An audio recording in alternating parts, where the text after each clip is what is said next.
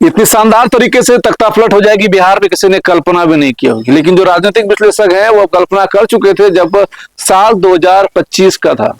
साल 2025 में जो नारे लग रहे थे 2025 से 30 फिर से नीतीश, उसी समय एक और नारा लग रहा था 2025 से 30 नीतीश से फिनिश। कहीं कहीं नीतीश कुमार को जिस तरीके से भाजपा ने फिनिश कर दिया, जिस मोदी अमित शाह की जोड़ी ने फिनिश कर दिया, वो चाणक्य और चंद्रगुप्त की जोड़ी भी इसी तरह से थी कि अखंड भारत को जीतने का, यानी कि पूरे भारत के साम्राज्य को विस्तार करने के लिए जिस तरह से चंद्रगुप्त और चाणक्य की जोड़ी लगातार एक पर एक राज्यों को मिलाते जा रही थी, उसी तरह से भाजपा हर एक प्रदेश से सिर्फ और सिर्फ भाजपा कहीं झंडा लहराने के लिए जो दाव हो सकते हैं राजनीति में, उन हर दाव को लगाने से पीछे नहीं हट रहे। लेकिन एक विश्व की सबसे बड़ी कॉर्पोरेट पार्टी जो है, समाजवाद की पार्टी तो नहीं कर सकते हैं हम लोग, सबको साथ लेकर चलने वाली पार्टी भी नहीं कर सकते, क्योंकि आम जनता को तो सिर्फ और सिर्फ फ्री में राशन चाहिए। लेकिन आम जनता को उस दर्द को नहीं समझ में आता है जब सत्ता पक्ष के साथ साथ विपक्ष का होना भी जरूरी होता है। अगर सदन में विपक्ष ना हो तो शायद सत्ता पक्ष को कोई याद नहीं दिला पाता है कि आपको कहां पर क्या मिस्टेक हो रहा है, क्योंकि ये आज तक का इतिहास रहा है कि अगर सत्ता आपके सर पर हो तो आपसे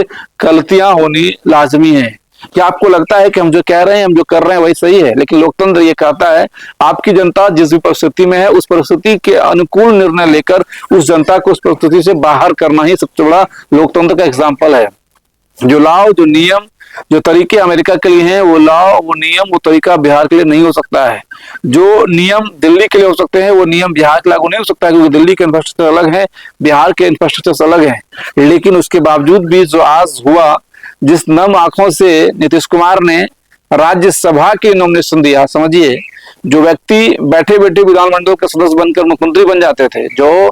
पूरे बिहार प्रदेश की राजनीति को अपने हिसाब से चलाते थे, जिसके बारे में ये भी कहा जाता है कि विकास पुरुष का तमगा जिसके सर पर था, जिन्होंने वाकई में 2005 में एक से लेकर अब तक एक अलग तरह के विकास के लिए, बिहार में विकास के लिए जरूर कदम ऐतिहासिक उठाए, लेकिन आज उनका पतन इतने शानदार तरीके से कर दिया गया क्योंकि उनका कोई वारिस राजनीति में नहीं था। कभी कभी राजनीति में वारिस का होना बहुत जरूरी हो जाता है, जिस तरह से कि अगर आप जमींदार हैं और आपका कोई वारिस नहीं है तो आवारा कुत्ते, आवारा पड़ोसी, आपके पड़ोसी भी आपके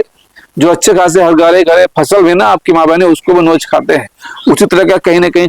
चीरहरण जो है वो भाजपा के द्वारा नीतीश कुमार का कर दिया गया, उनके बेटे का कर दिया गया। शायद अगर बेटा उनका समझदार के साथ सही समय पर निर्णय लेकर राजनीति में एंटर कर चुका होता तो आज ये दिन देखना नहीं पड़ता। या फिर हो सकता है कि इससे उलट एक और नई राजनीति की शुरुआत भी हो सकती है, क्योंकि अगर निशांत डायरेक्ट डिप्टी सीएम बनते हैं तो बची कुछ जेडीयू थोड़ी बहुत बच भी सकती है, और अगर नहीं बनते हैं तो धीरे धीरे धीरे धीरे जेडीयू से हर एक विधायकों का मोह भंग हो जाएगा और वो सारे लोग धीरे धीरे भाजपा की ओर शिफ्ट हो जाएंगे, और तब बिहार में सिर्फ दो पार्टियां बचेगी, एक तरफ भाजपा, दूसरी तरफ आरजेडी। उसके अलावा बाकी सारे लोग ऐसे ही जैसे थे वैसे ही रहेंगे। लेकिन जो सबसे बड़ी बात है कि भाजपा आखिर मुख्यमंत्री किनको बनाएगा। नाम सम्राट चौधरी का चल रहा है, नाम दिलीप जायसवाल का चल रहा है, नाम नित्यानंद राय का चल रहा है, और भी कई चेहरे हैं जिनका नाम चल रहा है। लेकिन जो लगातार 30-35 साल से राजनीति चल रही आ रही है बिहार में, ओबीसी वर्ग के ही लोग मुख्यमंत्री बने हैं, चाहे लालू यादव हो, राबड़ी देवी हो या फिर नीतीश कुमार हो, सारे ओबीसी वर्ग से आते हैं। ओबीसी वर्ग की संख्या बिहार में ज्यादा है, और भाजपा एक कॉर्पोरेट पार्टी की तरह अपने डिसीजन अंतिम समय पे लेकर सारे लोगों को चौंका देती है। चाहे बात दिल्ली विधानसभा चुनाव का हो, जहां पर रेखा गुप्ता जो कहीं रेस में नहीं थी, उससे बड़े बड़े दिग्गज लोग लाइन में लगे थे, लेकिन उन्हें मुख्यमंत्री नहीं बनाया गया, मुख्यमंत्री रेखा गुप्ता को बनाएगा। उस वजह से भाजपा में कई सारे ऐसे चेहरा थे जो राष्ट्रीय अध्यक्ष के लिए कैपेबल थे, लेकिन एक ऐसे नवीन विधायक के थोड़ा सा ऊपर उठे थे मंत्री लेवल का, उन्हें उठाकर पूरे देश की इतनी बड़ी बागडोर राष्ट्रीय अध्यक्ष बनाने का कर दिया गया। तो भाजपा ऐसे निर्णय कई बार ले चुकी है, चाहे वो मध्य प्रदेश में शिवराज सिंह चौहान का हो, पूरे चुनाव में प्रचार करा लिया गया मामा से और जीत भी हासिल हो गई, लेकिन जीत के बाद जब लगा कि इन्हें मुख्यमंत्री वापस से बनाया जाएगा तो उन्हें मुख्यमंत्री बनाने के बजाय केंद्र में ले जाकर कृषि मंत्री बना के बैठा दिया गया। तो ऐसे निर्णय भाजपा कई बार ले चुकी है, और इस बार भी बिहार में ऐसा ही हो सकता है, क्योंकि लोग ये कहते हैं कि लोकतंत्र की शुरुआत भारत में बिहार और यूपी से होती है, और ऐसे वक्त में अगर यहाँ से पूरे भारत के चुनाव को साधना हो, आगे बंगाल चुनाव है, आगे यूपी का चुनाव है, तो यकीनन कुछ ऐसे चेहरे को भी लाकर सामने किया जा सकता है जिसको लोग न जानते हैं न पहचानते हैं, बस वो एक अदना सा विधायक है। चाहे बात पिछले जो गठबंधन में हुआ था, जब बात डिप्टी सीएम बनाने को लेकर हुई थी, तो अचानक से फैसला तारकेश्वर प्रसाद जो कि कटिहार के सदर के विधायक है, उन्हें डिप्टी सीएम बना दिया गया, जिसकी ना कोई चर्चाएं थी। ना कोई उनका बहुत बड़ा ओहदा था भाजपा में, उसके बावजूद भी उनको उठाकर सीधा डिप्टी सीएम। इस कारण से भी इस तरह के गठजोड़ और इस तरह के पुराने जो अंदाज है भाजपा के, उससे लग रहा है कि सम्राट चौधरी, दिलीप जायसवाल या विजय सिन्हा, इन तीनों का मुख्यमंत्री बनने में बहुत संशय हो सकता है, क्योंकि ये तीनों लाइमलाइट में रहने वाले मंत्री हैं, जिनको लगातार 2025 के कुछ दिनों पूर्व और 2025 के चुनाव के बाद एकदम फ्रीडम छोड़ा गया था कि जाओ और फील्ड में माहौल बनाओ।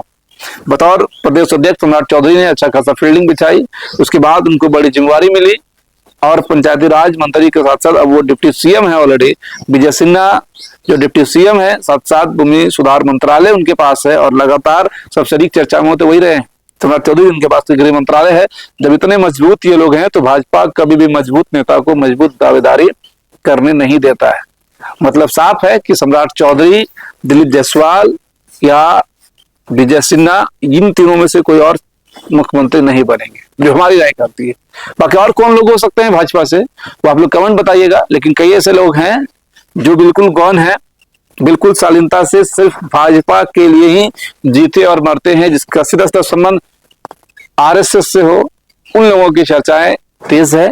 और उन लोगों में किसका नाम आ सकता है वो जो आप कमेंट बताएं, क्योंकि भाजपा फिर निर्णय लेगी और उस निर्णय के बाद जैसे ही नाम तस्वीरें सामने आएगा फिर आप चौंक जाएंगे कि ये तो रेस में था ही नहीं। और ऐसे कई प्रयोग भाजपा ऑलरेडी कर चुकी है। आपको क्या लग रहा है, किनके चेहरे पर प्रयोग हो सकता है, किनके चेहरे का नाम कुछ दिनों के बाद सामने आ सकता है? कौन से चेहरे आपको टेलीविजन स्क्रीन पर बिहार के मुख्यमंत्री का चेहरा हो सकता है? आपके लिए कमेंट बॉक्स खुला है, कमेंट बताइएगा जरूर।